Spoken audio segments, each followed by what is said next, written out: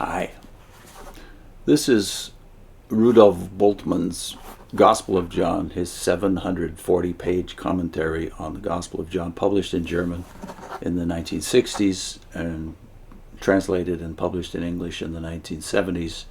Bultmann, if you've heard of him, and I had heard of him even as a witness, was perhaps the most famous radical New Testament critic in the world. But he was also one of the best scholars in the world, so he couldn't be discounted even by conservatives. So although we could fight with him from our conservative perspective, we couldn't deny his scholarship, in that he was a radical New Testament scholar, and therefore was not pre-committed to any of the church's positions on any doctrines. Yet his commentary on John is very valuable from the standpoint that on discussing the text itself, the text of the New Testament, specifically here the Gospel of John, he's not prone, therefore, to just defend traditional doctrines, which makes his comments on the text all the more valuable, in that he himself is not committed to believing these things. What he's committed to doing in this commentary on his other works is to tell you what the New Testament actually says, what John really says in John. And here we're going to discuss chapter 1. Here's some of the comments. It's a very long section on John 1 in here, and I just selected some quotes out of what he says over the many pages he devotes to the Logos concept in John 1. Start with this one. The hymn that forms the basis of the prologue praises the Logos as the revealer, and the evangelist's aim is to show that the Logos has become flesh in Jesus of Nazareth. That is to say, in the person and word of Jesus, one does not encounter anything that has its origin in the world or in time.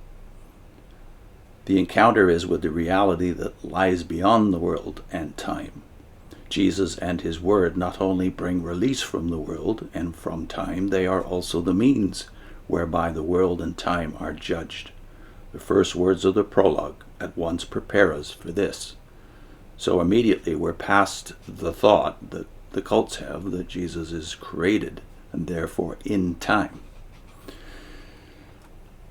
He was before time. So he adds to that thought here. There is therefore no talk of subordination. The status of the Logos is one of equality with God. He was God, for it cannot be taken as meaning he was a God, a divine being, as if theos were a generic concept such as anthropos, that is man, or animal, so that there could be two divine beings, either in the naive polytheistic sense or in the sense of the Gnostic idea of emanation.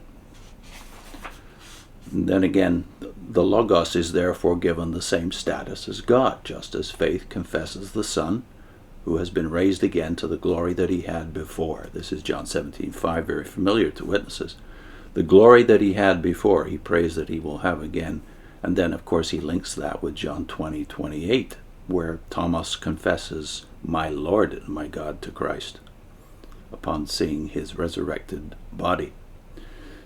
No simple identification is identified. So there's a paradox here. No simple identification between God and the Logos, although they are the same being. A paradoxical state of affairs is to be expressed, which is inherent in the concept of a revelation, and which will be developed further in what follows.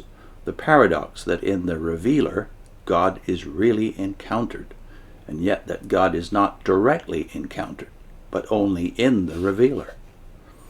The relation of the Logos to God is analogous to the relation of the name of God to God in certain Old Testament passages, in which the name of God stands alongside God as a separate power without, in fact, being anything separate. Rather, it describes God insofar as he acts or reveals himself. So now he's linking the concept of the name of God, the Tetragrammaton in the Old Testament, to the concept of the Logos. Say, in effect, they both say the same thing. God reveals himself through that name, which, of course, witnesses make much of. He reveals himself even better in Jesus, the incarnate Logos. Here's a couple more short quotes. The Logos is stressed, this one, of whom it has just been said that he was God. The truth to be expressed lies between the alternating and apparently contradictory ways in which the Logos is defined. So he admits there's kind of a built-in contradiction which we try to resolve.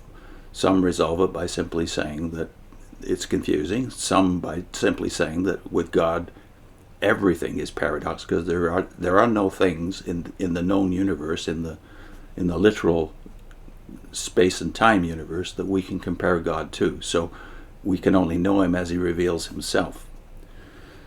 This is the same contradiction. Oh, let me read that again. The truth is to be expressed lies between the alternating and apparently contradictory ways in which the Logos is defined. But this is the same contradiction that pervades the whole of the gospel.